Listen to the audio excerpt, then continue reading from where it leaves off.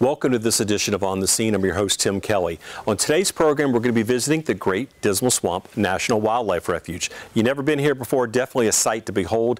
And we're going to be talking not only about what resources and opportunities there are for ecotourism here, but also about the re-wetting of the swamp. Yes, you heard me correctly, the re-wetting of the swamp. They want to make it wetter and want to learn how to really distribute the water to make this place as beautiful as it is and keep it going for years to come. Stay tuned. Welcome back to On the Scene. Of course, we're coming to you from the Great Dismal Swamp National Wildlife Refuge, joined today by Dolores Freeman, who is a visitor services specialist. Dolores, thanks for being with us. Thanks, Tim. Glad to have you back. Thank you. We've been a while since we've been out here, but let's talk about folks who have never had a chance to get a taste, shall we say, of the Great Dismal Swamp.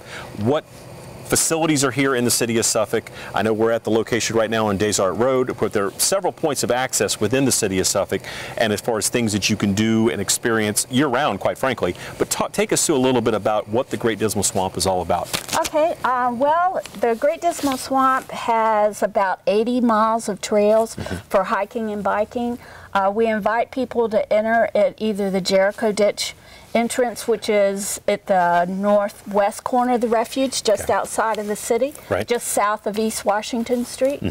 That entrance has lots of really long trails. There's trails in there that you can make loops that are 10 miles long, which a lot of people that like to do long runs or long bike rides, that's a great place to go. Sure. A little further south than that, we have the Washington Ditch entrance.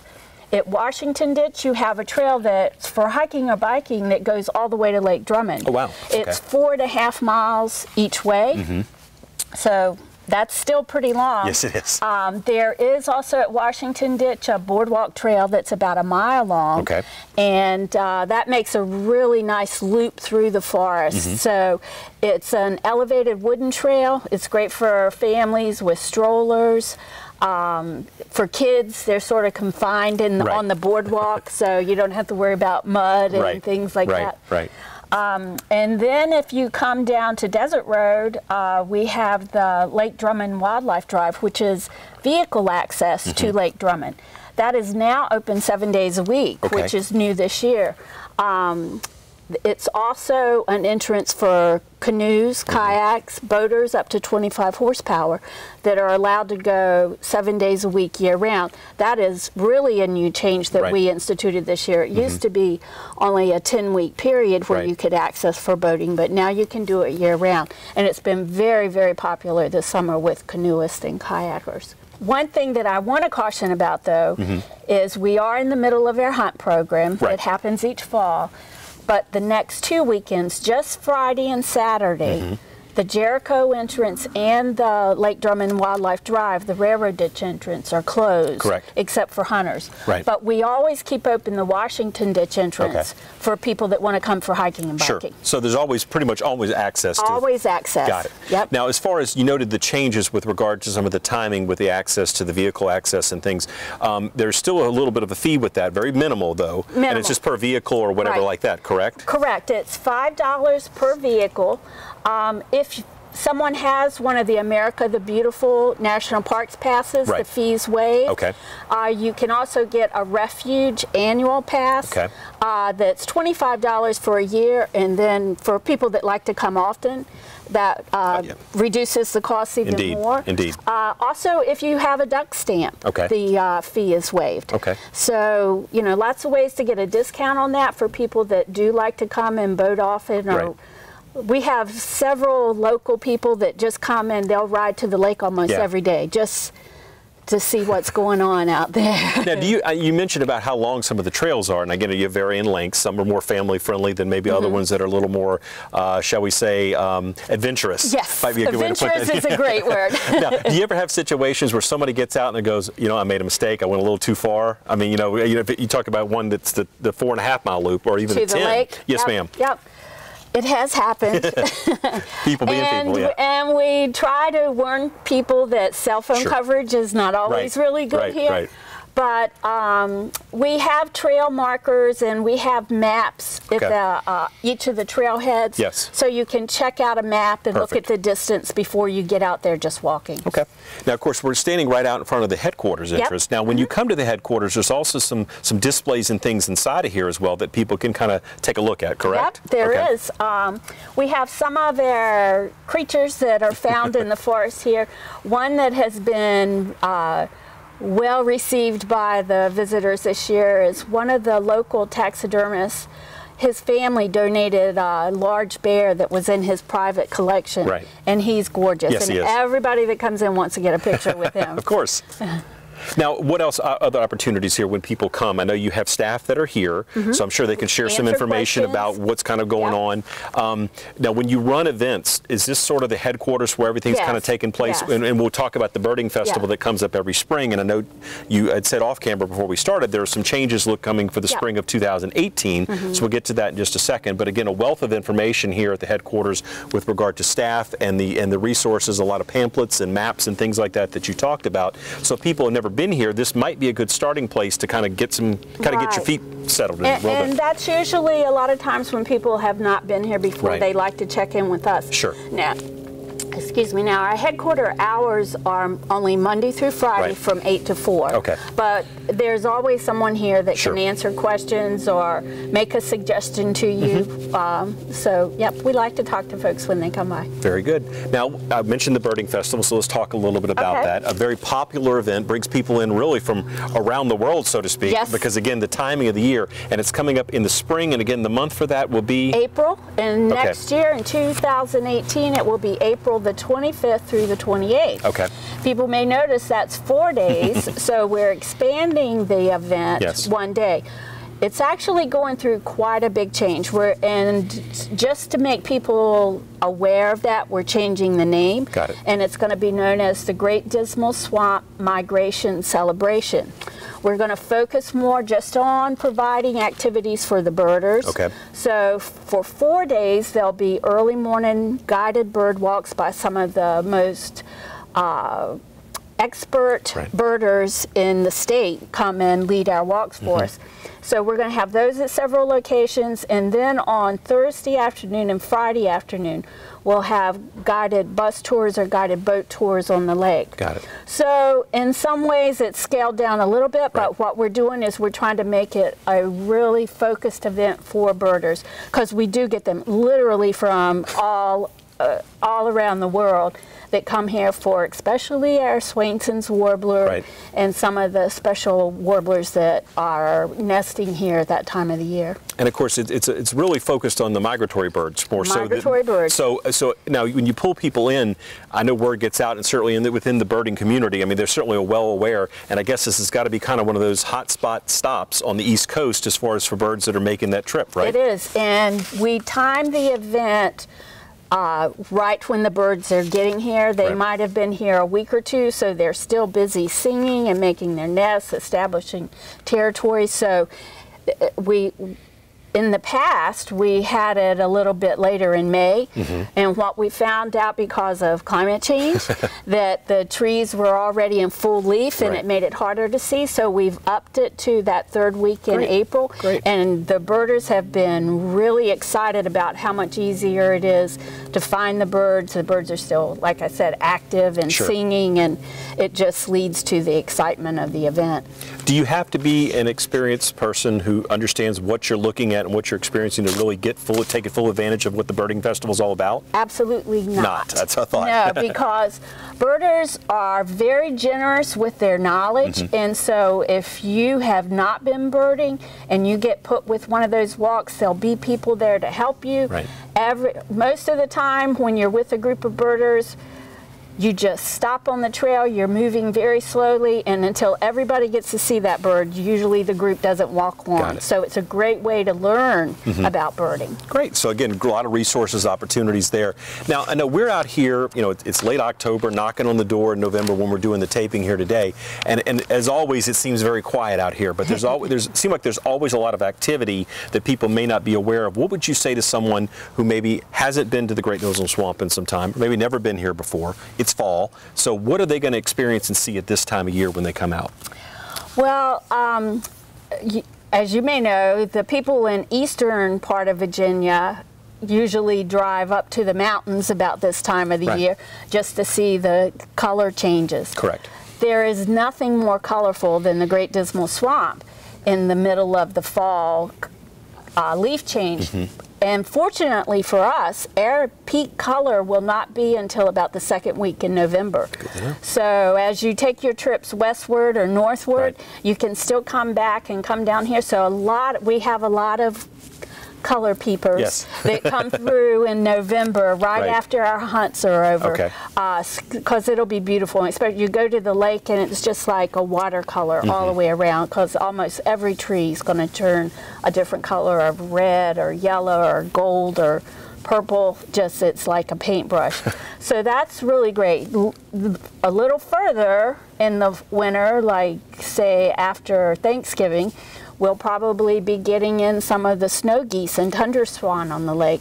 So they'll come in by the hundreds and nest down on the lake during the winter, and they'll stay with us until about the end of January, first part of February. So there's always something different. Yes, indeed. I think every time we've been out here, it's been different times of the year, and we always had something new to talk about, and again, kind of paint that picture, if you will. Dolores talked about the colors, and then as far as the types of animals that you may experience. Now, with the hunts that you've referenced, where there, there's some of the parts of the entrances that are closed down just for those couple weekends coming up. 2 days each weekend. How are those structured, and what are we talking about? Because there's a very limited scope on what type of hunts are taking place, correct? Right. The only hunts that we do on this National Wildlife Refuge are the white-tailed deer and the American black bear. Got it. Hunters have to have a permit, so they register online through the Virginia Department of Game and Inland Fisheries, and they'll need their regular hunting license, big game hunting license, and the refuge permit. Perfect. So hunters are able to register up until the last day of the hunt if they haven't and they still want to come out. The deer hunt costs $15 and the bear hunt costs $25, which are really, anyone who pays private land hunting fees around here knows that it's a great deal. Now, is there a limit to the amount of hunters that can take place, or do you have kind of a maximum number that you want to keep it under? Or? We have a maximum number of bear hunters at 100, but not deer hunters. Not deer. Got it. Didn't know how that was structured. Well, Dolores, thank you again for spending time with us today. My pleasure. And we're going to have more on the scene coming back to you from where we are today when we return. Stay tuned.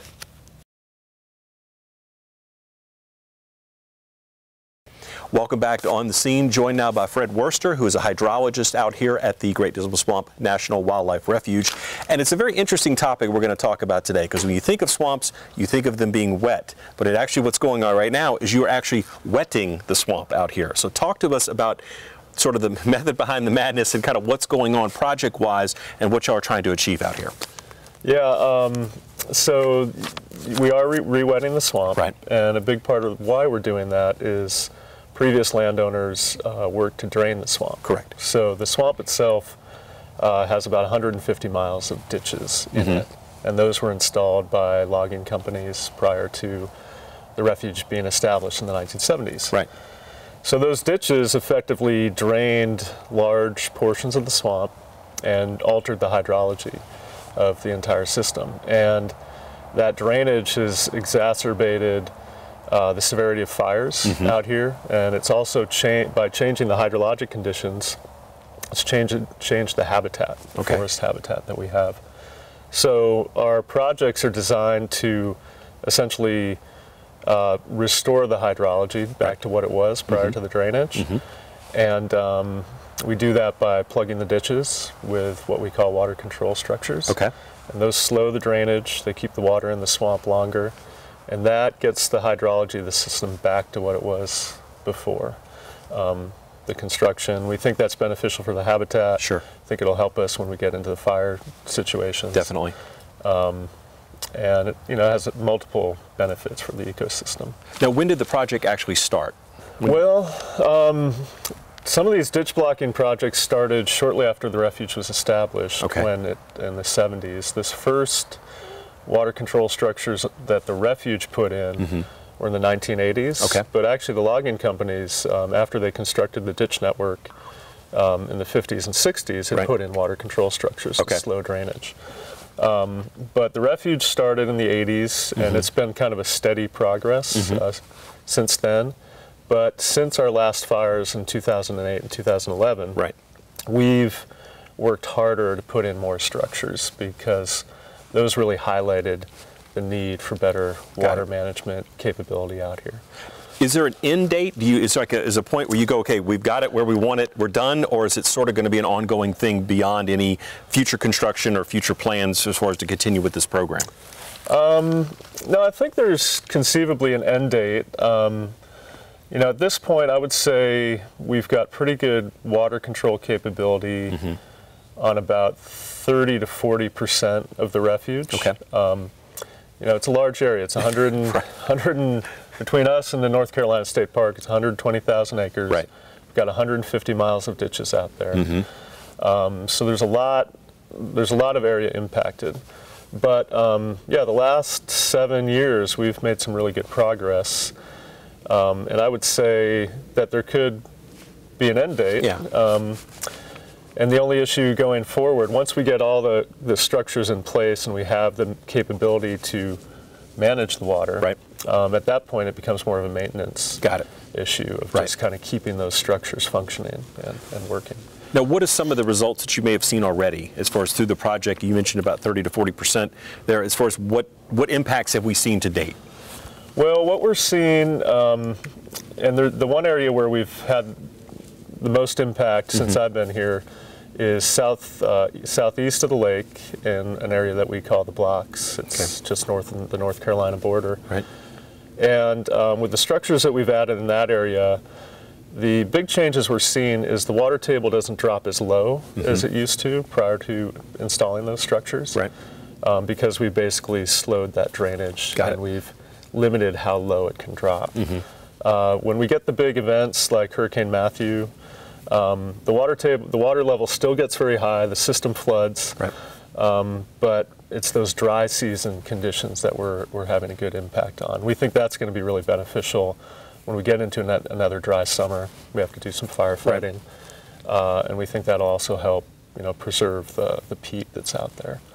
Now, as far as with the re-wetting of the swamp, and you talked about the impact and the need for it when it comes to the dry conditions and the fires and situations that have happened out here, is it simply a matter of making sure things stay wet, so to speak, or is it a matter of also having a water source to do some of the firefighting? I don't know if that plays into that as well. It's a little bit of both, yeah. You know, part of what the natural progress of water moving through the system is we tend to be wettest in the winter months and early spring, typically around end of March, early April. That's kind of the wettest time of the year in the swamp. Right.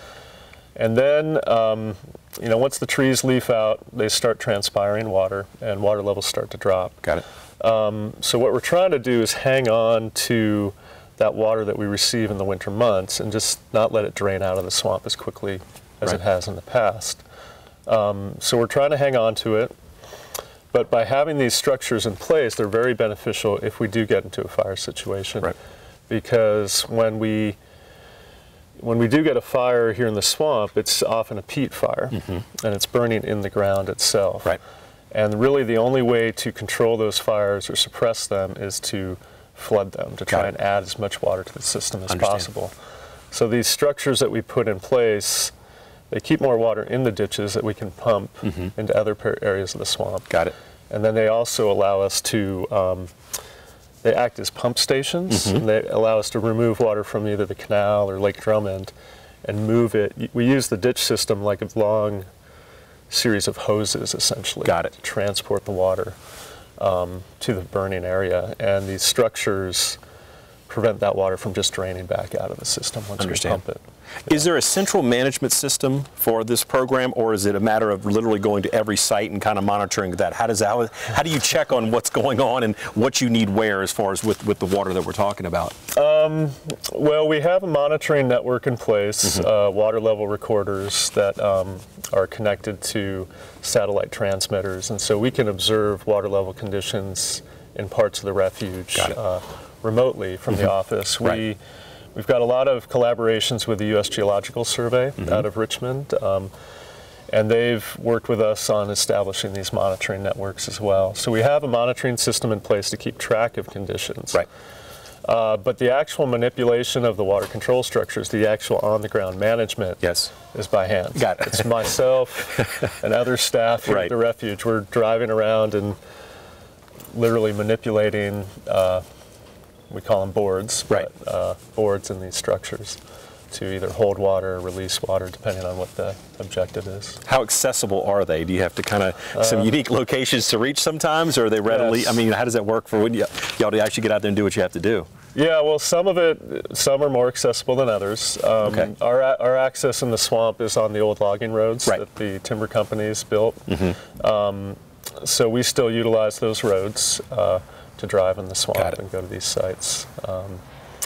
And yeah, some areas have better roads than others. I guess we could say that for our whole community as a whole. Sometimes it's just how things go. I assume, though, when you're out and about and monitoring and doing the work that you're doing, I'm sure you get a chance to really get a really good taste of what the swamp has to offer as far as wildlife and what's going on. So you're not just focused on the hydrology or the hydrological, tough word for me to say today, aspect of it, but you get a chance to really get a taste of other things too, right? Oh yeah, absolutely. That's one of the great parts about the job. Sure. Is, you know, the purpose of the Refuge is to preserve and protect this ecosystem. That's right. Which is, it's a unique ecosystem, and you know, I'm originally from the West Coast. I didn't grow up around swamps like this, so it's a real treat for me to get out there. Some of our monitoring sites are not on the roads. We have to hike a half a mile, as much as a mile into the swamp. Wow. And you know, there's subtleties to the swamp that you pick up on when you're hiking around out there. It looks really similar from the roads, but once you get out there, you see the different forest types and tree species that are out there. And you see a lot of, you know, over time, you see a lot of wildlife. I mean, I've seen, gosh, everything: otters, bobcat, bear, coyotes. You know, you see it. You see it all out here, and so that's really nice. And it's, for me, one of the things that I try to do is relate the hydrologic conditions that we're seeing on the ground to the species that we're seeing in the swamp, because a lot of our ultimate goal, restoration-wise, is to, as we re-wet the swamp, to try and promote the growth of the tree species that used to be found out here, like the juniper and the cypress and tupelo. So we're doing a lot of work now to really understand those relationships between the hydrology and the plant species that are growing out there. Very interesting. So it's fun. Yeah, sounds it. I mean, never a dull day in the office, so to speak, I guess. Right. Good. Very good. Well, Fred, I appreciate your time with us today, sharing the information about the re-wetting of the Great Dismal Swamp, kind of what's going on here. Again, it's always, I guess, so to speak, constant change, but at the same time, there's some good old standards as far as things that people can count on when they come out here, and this is a way to kind of make sure things continue to maintain and develop as far as this great natural resource that we have here in the city of Suffolk and surrounding communities. So I want to thank you for your time today. Yeah, thank you. Very good. And that would do it for this edition of On the Scene. I'm your host, Tim Kelly. We'll see you next time.